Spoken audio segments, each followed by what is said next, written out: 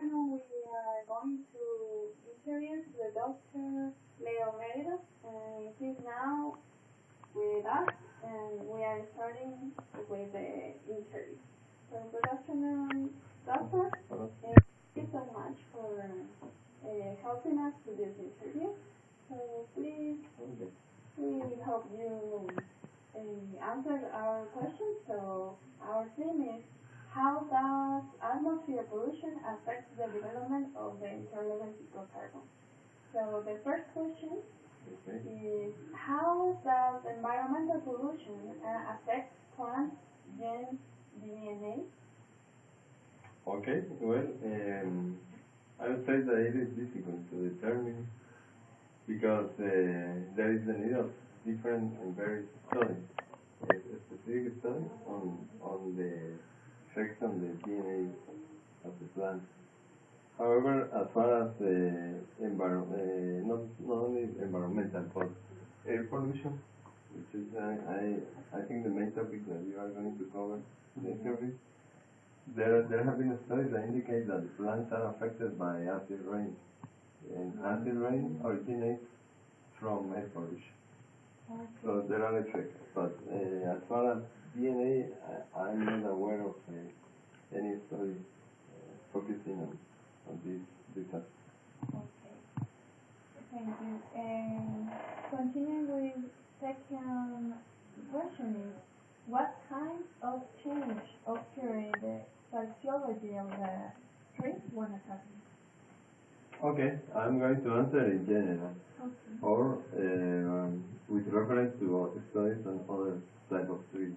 Sure. Because, like I was telling you, in Central America there are I don't know of any study about the effects of air pollution on trees. Okay. So many studies are made in the US and in Europe. And these studies have shown that the trees get affected. Their growth would slow down. Some part of the trees would turn brown. Okay, because this air pollution or some gases of the acid rain can damage the leaves of a tree. Then it affects the nutrient availability for the growth. Okay. The next question is, what is the gas that directly affects the environment, or in this case, some trees, or in general the plant? Okay. Well, relating to acid rain, the main gas that is responsible for acid rain is sulfur dioxide. Because it combines with other organic gases in the atmosphere, and they produce acid rain. This sulfur dioxide comes from combustion, from the use of fuels, and from coal-fired plants, which emit large quantities of sulfur dioxide. The next question is, what happens with this gas, which was absorbed by sulfur? Well, what happens internally to the trees or to the cells in the leaves? I don't know of any. I'm not aware of a story where they have covered that part. But I was reading that when acid rain occurs, it can wash the nutrients that are either on the surface or inside the leaf. So it's mainly a physical effect, because one, it changes the pH on the leaf, and because the rain washes, so it's a force that washes the nutrients. The next question is, how probable is that the tree will adapt to the environmental change? Generally, it can be the plants of trees. Okay. Well, I also haven't read about the adaptation of trees to this environmental stress. But what I think is that since we have taken a lot of years for the trees to be what they are today, it will take many years for the trees to adapt to these other conditions. That's why the trees at this moment currently they get damaged because they don't adapt very easily. It will take many years for trees to adapt to other climates or environmental conditions. And we are experiencing effects of climate change, and trees are being more are being attacked by these conditions. Temperature, moisture, and the effect of new pests or insects that previously these insects they didn't attack these trees, but now they are attacking the trees more easily. Mm-hmm. Okay. So, have you found significant changes between trees from some years ago and younger trees or plants? Well,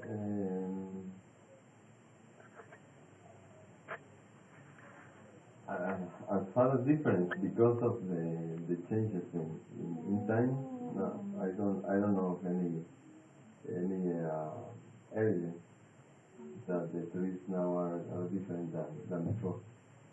Except what I was telling you, that in some areas, for example, some years before, trees that grow on higher elevations didn't have some pests. But now the trees that are in higher elevations are also being attacked by this kind of insects. For example, the pine trees, they have been attacked more recently than before. But as far as the growth, I don't know. One thing is that since the concentration of carbon dioxide is higher, it's a little bit higher now than before, then the effect will be the opposite. I mean, if there is more carbon dioxide, then a tree can grow faster than before. Mm-hmm. Is it possible that some plants could become endangered? Wow, that's a big question. Because to talk about the endangered species, flora and fauna, you have to have a lot of information. It has to be with the number of individuals or the extension of a specific species of trees, where they grow, all right? Mm-hmm. But I found that, for example, in West Germany, in the 80s, I think, about half of the Black Forest was damaged. Okay? So one of the reasons is because air pollution or industry was mainly located on that side on that part of Germany or in that part of Europe. And this industrialization was very important in that part. So they had a lot of air pollution coming from plants and power plants, etc. So the Black Forest was attacked by air pollution. Okay, so technically probably was threatened. So they were threatened because there is a difference between threatened and endangered. Endangered is more when there is more damage or where there are less number of individuals of that species alive. All right.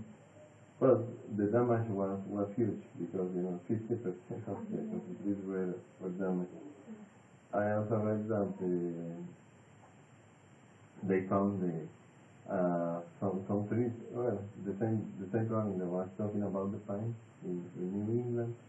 They found that the trees were more susceptible to being attacked by insects. So probably we cannot talk about the dangers but damage. Some species have been very damaged by the effects of air pollution. So that means that in this time we cannot talk about extremely endangered, just talking about damage. Exactly. I mean, if you talk about the effects directly related to air pollution, damage should be the main what you can refer to. Okay. So thank you so much for this interview, Doctor. It You're welcome. was a pleasure to have this interview with you. So thank you so much. Okay, you're welcome. It was interesting because, like I told you, the topic is not very common. Yes. But I realized that when we study air pollution, then we also touch the topic of the effects on plants and trees. Sure. So, Thank you so much. Okay, you're welcome.